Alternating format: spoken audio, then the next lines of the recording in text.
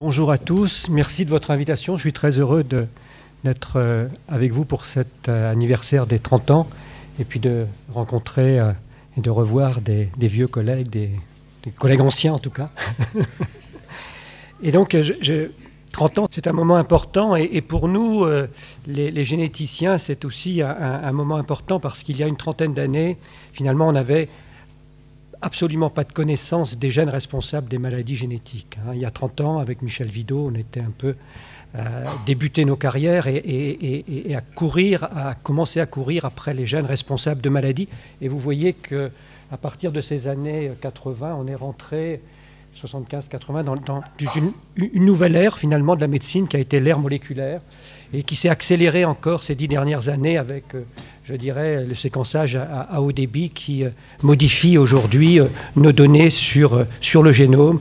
Et c'est pour cela que finalement on peut dire que la génétique a évolué aujourd'hui vers la génomique. Donc les 30 dernières années ont été, je crois, dans l'histoire de la médecine, pour nous en tout cas, une période extrêmement riche et extrêmement fantastique. Et je vais essayer de vous montrer finalement, à partir de ce qui a été fait et nos connaissances aujourd'hui, les espoirs que l'on peut avoir pour demain. Alors, chercher les gènes, ça a été évidemment la première démarche. Il fallait, quelque part dans les 3 milliards de bases de l'ADN, aller chercher les gènes responsables de maladies.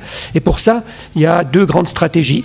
Une stratégie qu'on appelle une stratégie de liaison, c'est-à-dire qu'on a des familles, et ça a été très très important que les cliniciens posent des très très bons diagnostics dans les familles pour savoir qui était malade, qui n'était pas malade. Et avec ces études de liaison, on a pu localiser et aller chercher les gènes responsables de maladies. Donc ça a été une étape importante. Et puis il y a eu une autre approche qui est aujourd'hui encore très utilisée, qu'on appelle dans notre jargon les JWAS, mais qui sont des études d'association pour localiser des gènes responsables en comparant des cohortes de malades et des cohortes de non-malades. Voilà donc des approches extrêmement importantes que les biologistes, les généticiens ont mis en place pour aller identifier les gènes responsables de maladies et puis pour pouvoir repérer finalement dans ces cohortes de patients les séquences d'ADN qui pouvaient porter un gène responsable ou un gène modificateur.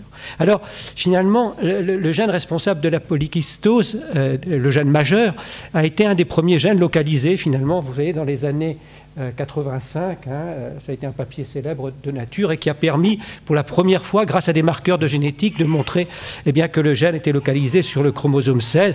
Et à l'époque, on ne disposait pas, bien sûr, de tous les outils que l'on a à notre disposition aujourd'hui pour aller le chercher. Vous allez voir qu'il a fallu 10 ans pour l'identifier.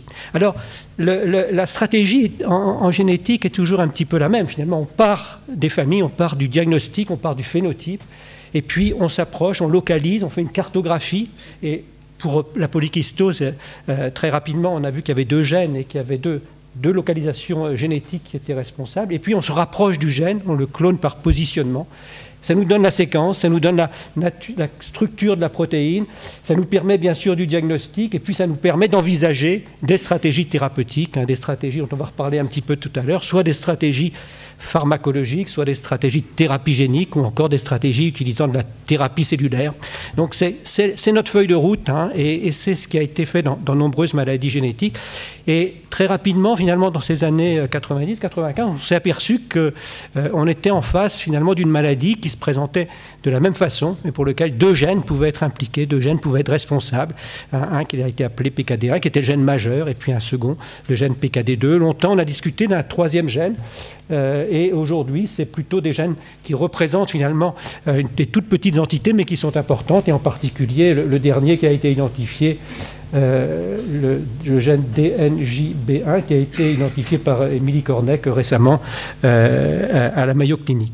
Donc vous voyez que les travaux de génétique sont encore importants et puis encore il reste des choses à découvrir probablement dans ce génome et dans ces formes qui pour l'instant ne sont pas, pour lesquelles on n'a pas de gène identifié. Donc ça c'était là. Ce que je vous disais tout à l'heure, il a fallu 10 ans pour identifier la séquence de ces gènes responsables de la polykystose et pour avoir finalement l'information que l'on a aujourd'hui, c'est-à-dire que 75% des patients portent une mutation dans le gène PKD1, et à peu près 18% portent une mutation dans le gène PKD2. Il reste finalement dans les grandes cohortes que l'on suit à peu près 8% de patients pour lesquels on n'a pas d'identification. Alors il reste aussi dans le génome de la place, finalement, dans les régions introniques, dans les régions à distance du gène, probablement des anomalies moléculaires qui ne sont pas encore identifiées. Alors ça a permis finalement sur le plan moléculaire d'analyser ces gènes, hein, et puis probablement le gène PKD1, c'est le gène qui nous a donné le plus de fil à retordre depuis des années parce qu'il a des gènes homologues, parce qu'il est une région compliquée du génome, riche en GC. Bref, il nous a donné du fil à retordre, mais finalement, aujourd'hui, on a réussi à le maîtriser à peu près correctement. Et ça, c'est simplement pour résumer les travaux qui ont été faits pour analyser les pédigrés. Alors aujourd'hui, on en a beaucoup plus que cela, mais on extrait l'ADN, on le séquence, on analyse tout le gène, et puis on peut classer les patients selon le type de gène, finalement PKD1, PKD2, voire hypothétiquement un autre gène. La localisation de la mutation, le type de mutation. Alors le type de mutation, ça veut dire que finalement, les anomalies que l'on va trouver au niveau d'un gène, elles peuvent être très différentes. Il peut y avoir simplement un changement d'un acide aminé, ce qu'on appelle des mutations faux sens. Il peut y avoir des mutations qui vont arrêter la traduction du gène. Hein, c'est des codons stop, c'est des mutations qui arrêtent le cadre de lecture. Et il peut y avoir des pertes de matériel aussi. Donc il y a des mutations extrêmement différentes finalement qui sont présentes. C'est ce qu'on appelle le type de mutation. Et vous allez voir que ça peut être important finalement de l'identifier. Alors, le résultat de cela, c'est que les anomalies moléculaires qu'on trouve dans PKD1 et PKD2 sont très différentes. Hein. On va trouver beaucoup de mutations, un nombre important de mutations faux sens, de changement d'acide aminé dans PKD1, très peu dans PKD2. Hein. C'est surtout des mutations perte de fonction qui sont présentes. Donc, on a là aujourd'hui une photographie extrêmement précise, finalement, des anomalies moléculaires que l'on peut faire. Alors, ça permet de faire des allers-retours avec la clinique. Hein. Alors, on a pu confirmer, bien sûr, que c'était très différent d'avoir une mutation de PKD1 et PKD2. Et puis, dans cette maladie, la polykystose, on a un marqueur extrêmement, que vous connaissez bien, un marqueur extrêmement précis, c'est l'entrée dans l'insuffisance rénale terminale, ce qui nous donne, sur le plan clinique, finalement, un âge que l'on peut très bien poser. Et donc, vous voyez qu'il y a une différence importante hein, de 20 ans entre PKD1 et PKD2, et puis un petit peu aussi entre les hommes et les femmes. Et puis aussi, ce qu'on a montré, c'est qu'il y avait, selon que les mutations étaient perte de fonction, tronquantes en fait, eh bien, il y avait une différence aussi d'une douzaine d'années entre les porteurs de mutations tronquantes et les porteurs de mutations non tronquantes. Donc, le type de mutation intervient, et c'est un message relativement important. Alors, avec Yann Lemeur et puis Émilie Cornec, on a un petit peu complété cela en faisant en sorte que je dirais, cet outil génétique puisse être amélioré, en fait, ça c'est les publications qu'on a fait, puisse être amélioré par un score à la fois qui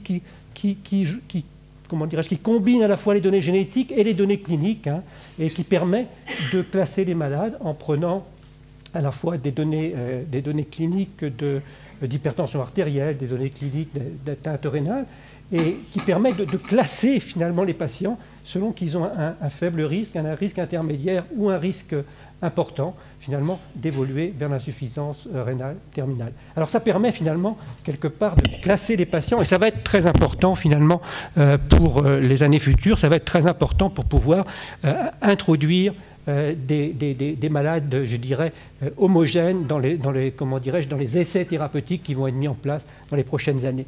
Donc c'est ce fameux score pro-PKD là qui a été fait. Alors, sur le plan moléculaire aussi, ça c'est du travail que l'on a fait avec Laurent Zaïdé, en fait, hein, sur une grande cohorte française, sur des formes extrêmement précoces, hein, dépistées in utero. Et là, on montre finalement qu'au-delà d'une mutation présente, il y a quelquefois une autre mutation, on l'appelait une mutation hypomorphe, héritée de l'autre parent, qui vient rendre compte, dans 30% des cas, de la sévérité de l'atteinte rénale. Donc là, on a creusé finalement les anomalies moléculaires en fait, qui caractérisent la polykystose. Alors, ce modèle, en fait, nous a permis de comprendre aussi qu'on était probablement sur une hypothèse d'un double événement, ce qu'on appelle le two hits, c'est-à-dire une mutation qui est présente de manière constitutionnelle chez tous les patients qui sont porteurs de l'anomalie, et puis un événement secondaire qui arrive au cours de la vie et qui vient à ce moment-là conduire à une perte de fonction en touchant le gène PKD1 et PKD2. Donc, quelque part, au niveau... Alors ça, c'est un peu une réflexion de généticien. Hein, au niveau de la polykystose dominante, elle est due au niveau cellulaire à un mécanisme récessif, parce qu'au niveau cellulaire, il y a une double, je dirais, une double mutation, en fait. Et ça, aujourd'hui, c'est de mieux en mieux compris. Et on sait que, finalement, la maladie apparaît lorsqu'il y a une perte de fonction de PKD1 ou de PKD2. Alors, la représentation là est classique, en fait. Hein, ce gène, et ça nous a permis de comprendre que ce gène, finalement, il donnait naissance à des protéines qu'on appelle les polycystines, polycystine 1 et polycystine 2, et l'on voit que ces deux gènes qui sont situés à distance, eh bien, au niveau des protéines, ils travaillent étroitement en liaison. Les deux protéines sont vraiment en étroite liaison.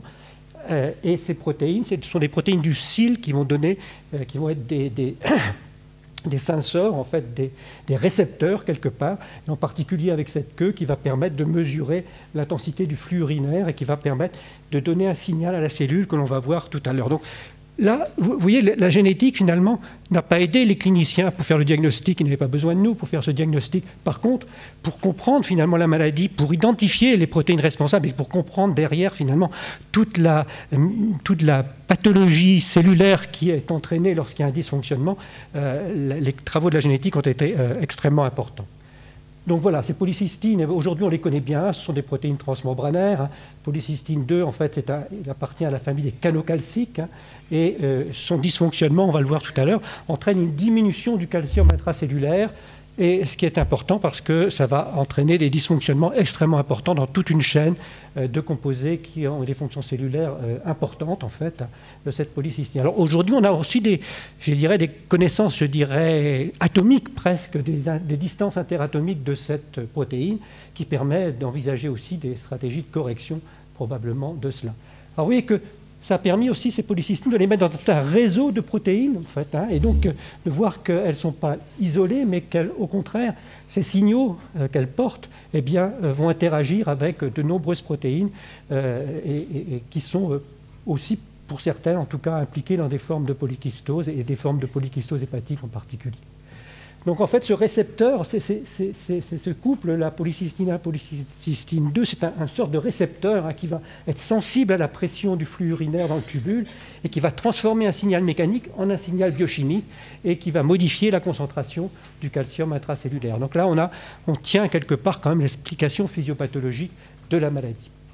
Donc le changement de concentration de sodium va modifier l'expression génique, va modifier la différenciation cellulaire, va interagir sur le cycle cellulaire et la mort cellulaire. Donc dans la polykystose, cet épithélium polarisé, bien différencié avec peu de division cellulaire et d'apoptose, devient un épithélium kystique, en fait, un fait de cellules partiellement différenciées, dépolarisées, avec une fréquence élevée de division et d'apoptose. Alors, cette perte de fonction, finalement, le mécanisme, il est bien là, la diminution de la quantité de calcium intracellulaire, qui va jouer aussi, vous allez le voir, sur l'AMP cyclique, qui est un médiateur extrêmement important de la cellule. Et aujourd'hui, finalement, toutes les stratégies qui vont viser à corriger cela vont essayer de restaurer le niveau de calcium intracellulaire pour pouvoir freiner cette progression polykystique. Alors, il y a des composés comme le triptolide, qui est un diterpène actif qui va induire le relargage de calcium intracellulaire. Vous allez voir, je vais vous présenter rapidement un certain nombre de composés qui sont aujourd'hui à l'essai. Et ces essais, finalement, et c'est une chance quelque part dans ce modèle, c'est qu'il y a des modèles animaux de la polykystose, hein, ce qui permettent de tester justement ces molécules. Et vous verrez qu'il y a beaucoup de molécules aujourd'hui qui sont testées sur les modèles animaux avant de passer chez l'homme, en fait. Alors, voilà un schéma extrêmement difficile à comprendre, mais pour vous montrer la complexité. Donc, le complexe polycystine 1, polycystine 2, par l'intermédiaire du calcium, par l'intermédiaire de l'AMP cyclique qui est représenté ici par tout ce qui est grisé en bleu, eh bien, va quelque part être responsable du dysfonctionnement qui est présent dans cette cellule kystique. Et donc, les cibles pharmacologiques, eh bien, vont viser à différents endroits à corriger cette dérégulation. Ça va intervenir dans le cycle cellulaire. Je ne vais pas rentrer dans un niveau de très complicité, mais ces polycystines sont impliqués dans la régulation du cycle cellulaire, et donc on va essayer aussi de maîtriser cela. Ça va jouer sur l'AMP cyclique, hein, c'est vraiment les deux cibles, c'est le calcium et l'AMP cyclique, hein, c'est un second messager qui est extrêmement important, hein, et cette augmentation de l'AMP cyclique dans les cellules en font un facteur stimulant de la croissance des kystes et de la progression de la maladie. Donc c'est une cible extrêmement importante aujourd'hui. Et il y a des composés qui vont réduire cet AMP cyclique, qui vont inhiber la croissance des kystes. Tout ça, c'est aujourd'hui beaucoup sur des modèles animaux. Et des hormones comme la somatostatine aussi, qui est une hormone peptidique qui va diminuer la progression d'AMP cyclique, sont aussi, bien sûr, des bons candidats pour jouer sur cette réduction de l'AMP cyclique.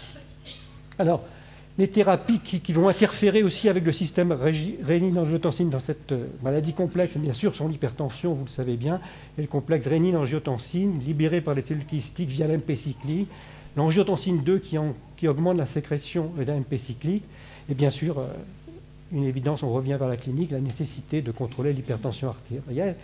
Les inhibiteurs de tyrosine kinase, avec des composés importants qui sont aussi testés aujourd'hui, qui sont nombreux en fait, pour cela, et qui donnent des résultats significatifs et des essais de phase 2 chez l'homme.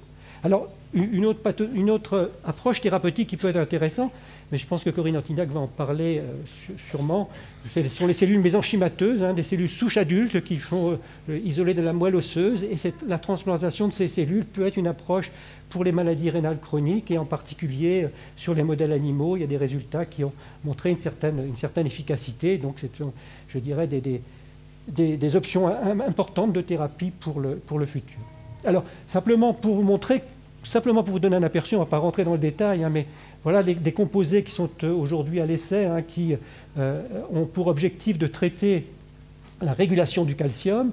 Donc, vous voyez qu'il y a un certain nombre de produits, des pharmacologiques qui vont inhiber les MAP kinases, un certain nombre de produits qui sont aussi beaucoup utilisés sur l'animal actuellement, des produits qui vont être utilisés pour cibler les hormones de croissance, par exemple, des produits qui vont agir sur les effets anti-inflammatoires. Vous voyez qu'il y a quand même beaucoup de molécules aujourd'hui qui sont à l'essai, qui sont à l'essai justement, soit sur le modèle cellulaire, soit sur les modèles animaux. Et puis, un produit que vous connaissez pour ceux qui sont dans la polykystose, le tolvatan, qui est des inhibiteurs du récepteur de la vasopressine et qui sont déjà rentrés en phase clinique. Alors, simplement pour finir, en fait, dans les approches de recherche que l'on fait actuellement au laboratoire, on s'est dit qu'il fallait essayer de comprendre la régulation à distance de ces gènes PKD1 et PKD2, parce que peut-être que si on arrive à comprendre bien cette régulation à distance, on pourrait modifier les signaux calcium, les signaux AMP cycliques qui passent dans la cellule. Et donc on étudie là actuellement tout ce qui est à distance de ces gènes, avec des techniques un peu compliquées. Donc on a identifié finalement des régions qui ont un rôle dans la régulation de ces gènes, qui vont à ce moment-là être capables d'être stimulés. Et aujourd'hui, on est réellement encore au niveau de la cellule, au niveau des tests cellulaires, mais c'est une approche en fait pour essayer finalement de réguler au mieux ces complexes polycystine 1, polycystine 2, qui ont une telle importance dans la régulation cellulaire. Voilà. Donc, en conclusion, l'étude sur les cellules kystiques et sur les modèles animaux souligne le rôle majeur du calcium et de l'AMP cyclique dans la physiopathogénie de la maladie.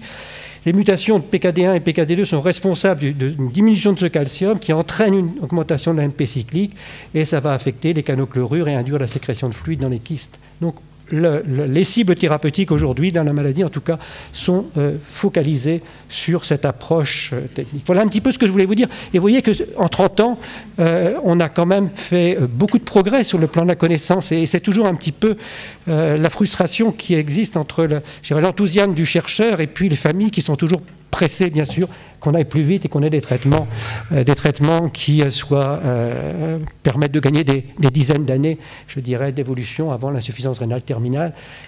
Mais je crois on a vécu pendant 30 ans là, une période très très stimulante sur le plan de la recherche, sur le plan des découvertes et sur le plan des applications qui vont arriver maintenant. Voilà ce que je voulais vous dire ce matin.